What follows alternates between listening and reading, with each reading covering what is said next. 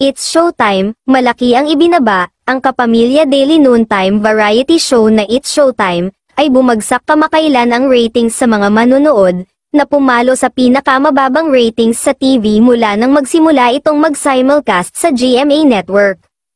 Ayon sa pinakahuling survey ng Nielsen Nutam People, ang It's Showtime ay nakaranas ng pagbaba sa ratings noong nakaraang linggo, na minarkahan ang pinakamababang punto nito mula nang magsimula itong ipalabas sa pangunahing channel ng GMA.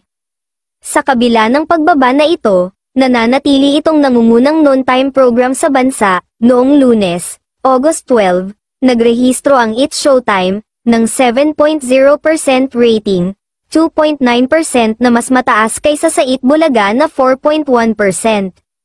Nang sumunod na araw, Martes, August 13, napanatili ng palabas ang 7.0% rating, na nauna sa Itbulaga, na may 4.0% rating. Pagsapit ng midweek noong Miyerkules, August 14, bahagyang tumaas ang It's Showtime, na umabot sa 7.1%, mas mataas ng 3.6% kaysa sa 3.5% rating ng Itbulaga.